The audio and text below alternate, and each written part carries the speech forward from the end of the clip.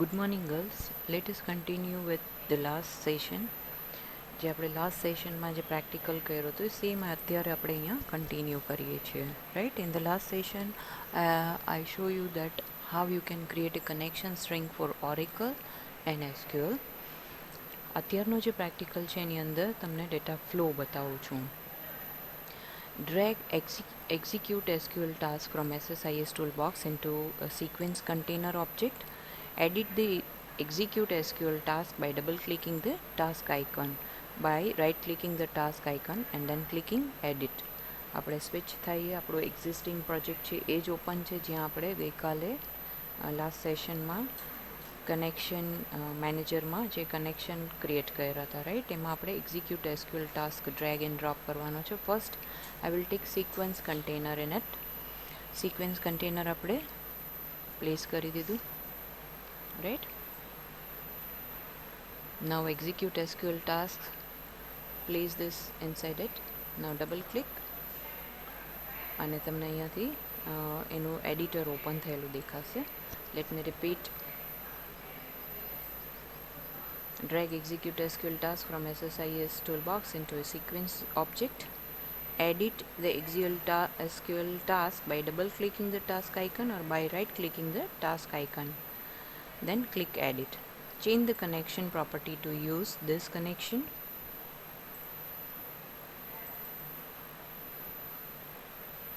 આપણે એની connection property છે એને ચેન્જ કરવાની છે.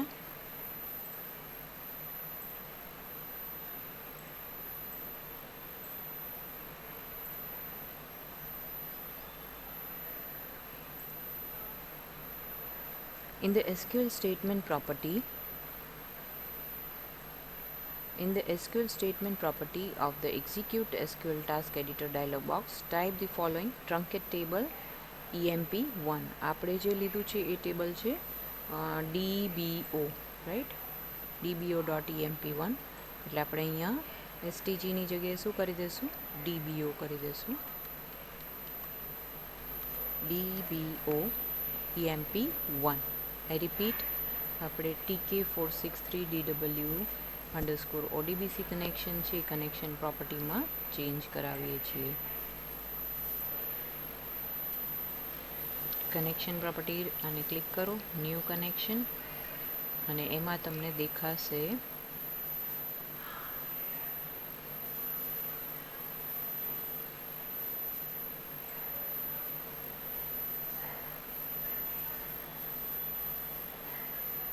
ન્યૂ કરવાનું છે. New, click on new button.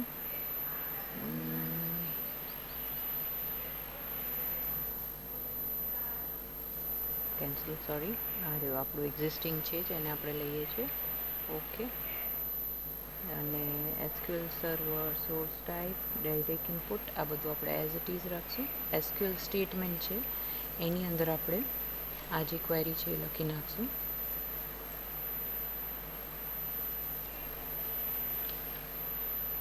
SQL statement property, અહીંયા આપણી ક્વેરી આવી જશે trunket table dbo.emp1. click OK. One more time,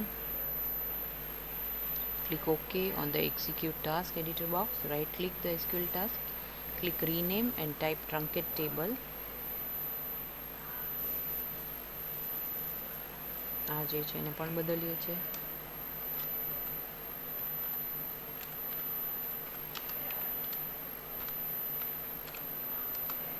એનું નેમ થઈ જશે, right. Name property, click okay. ટ્રંકેટ table, આનાથી આપણે ટેબલને ટ્રંકેટ કરાવવાનું છે, નથિંગ એલ્સ, બીજું કાંઈ નથી કરાવતા. ઓકે.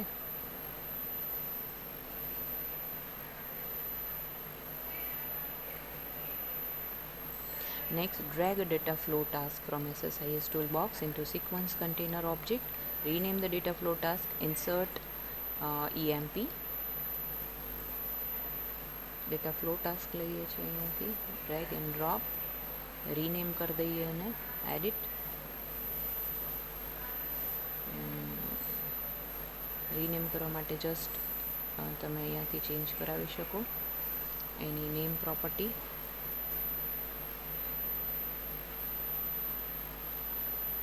ડેટા ફ્લો ટાસ્ક છે એની જગ્યાએ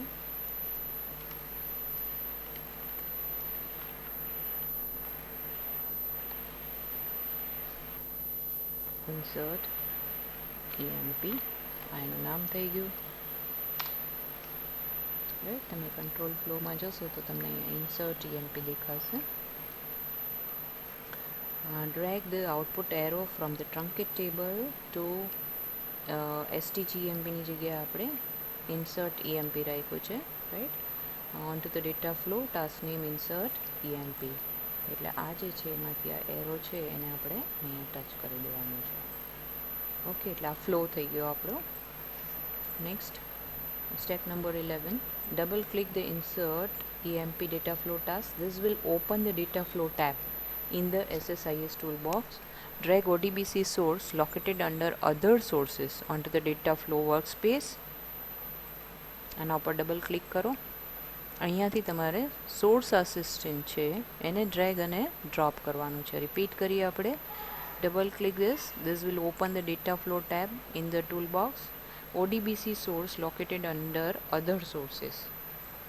other sources જે છે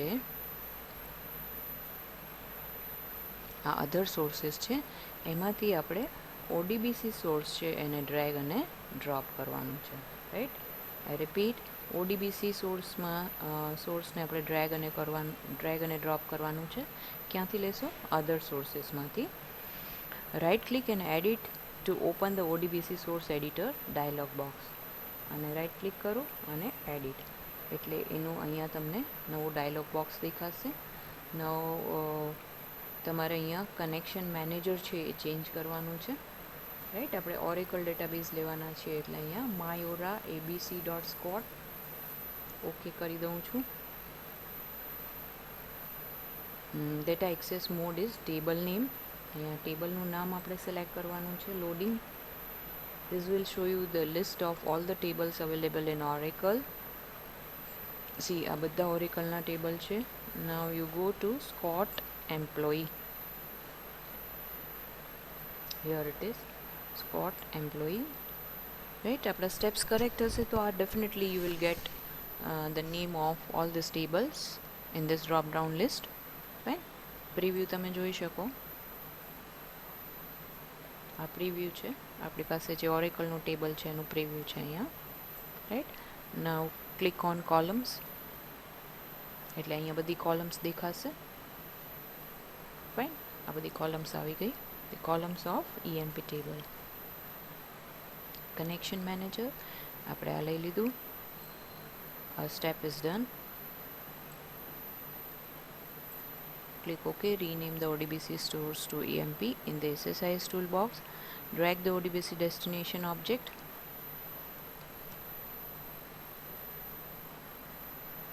આપણે હતા ક્યાં સ્ટેપ પર? select myora, આ આપણે કરી લીધું. Now in the SSIS toolbox drag the ODBC destination object. હવે આપણે ડેસ્ટિનેશન ફિક્સ કરવાનું છે. રાઈટ, અહીંયા ઓકે આપી દઉં.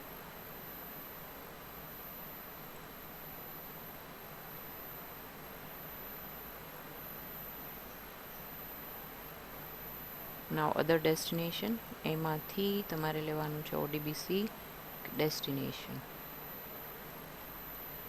ઓકે, એ લીધા પછી connect the output of the ODBC source to the new ODBC destination object by dragging the blue output arrow. જો આમાં બે એરો છે, એમાંથી તમારે બ્લુ એરોને અહીંયા ક્લિક કરવાનું છે. ઓકે, હવે આપણે આને એડિટ કરશું. rename the ODBC destination adapter STGEMP. આપણે ખાલી destination EMP કરી નાખીએ એને.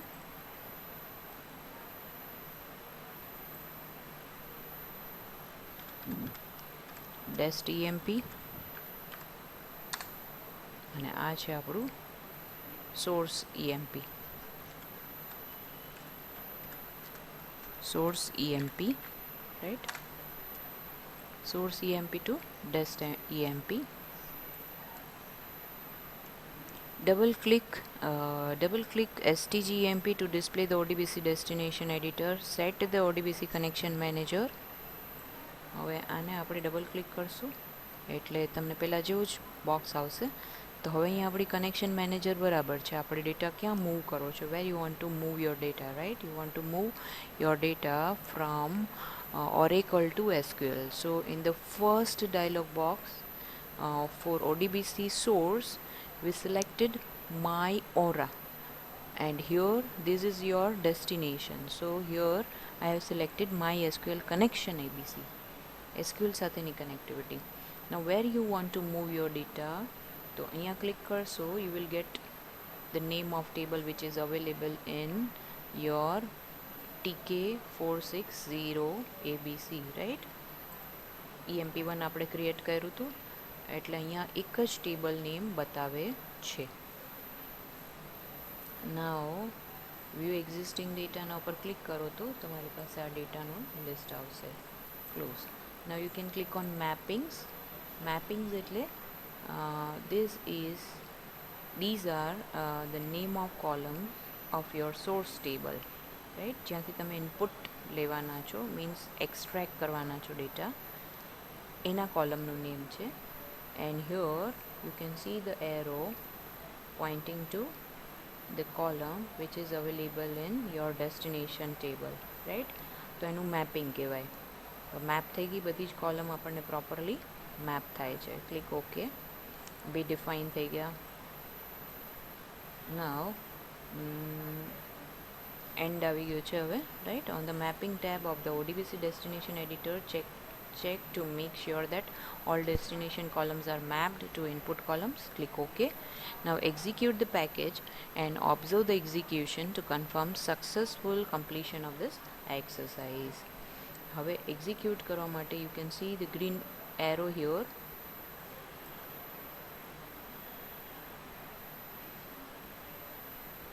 If you will get green mark at the top of these boxes,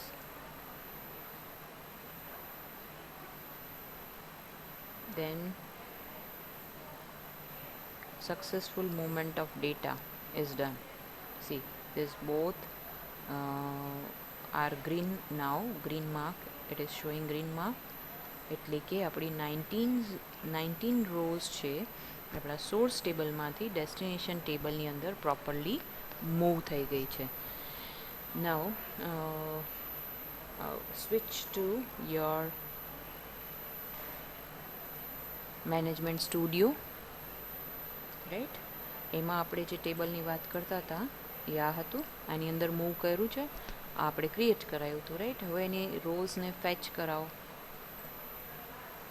here it is, આપણને બધી જ રોઝ મળી ગઈ, 19 રોઝ મૂવ થઈ છે ને, બધી રો અહીંયા ટ્રાન્સફર થઈ ગઈ. Initially this table was blank, આપણે જ્યારે ક્રિએટ કર્યું હતું ત્યારે બ્લેન્ક હતું, આપણે કોઈ જ રેકોર્ડ એની અંદર ઇન્સર્ટ કર્યા ન હતા. But it is done through the data movement, right? Simple data movement જે આપણે ઇમ્પોર્ટ એક્સપોર્ટ વિઝાર્ડ થ્રુ કર્યું હતું, ફ્લેટ ફાઇલમાંથી કર્યું હતું, same we have done here with the help of Oracle and SQL. Okay, that's it. આ એક practical આપણો કમ્પ્લીટ થયો, રાઈટ? અને આ યુનિટ પણ કમ્પ્લીટ થયું છે. અહીંયા થિયોરિટિકલ પાર્ટ ઇઝ કમ્પ્લીટેડ નાઉ. આની અંદર હજી પણ એક નાનકડું પ્રેક્ટિકલ છે કે જે તમારે પરફોર્મ કરવાનું છે, right? That is also important. જે પ્રેક્ટિકલ એક્ઝામ્સ છે એ પોઈન્ટ ઓફ વ્યૂથી જોઈએ તો that I will show you in our next session. Thank you.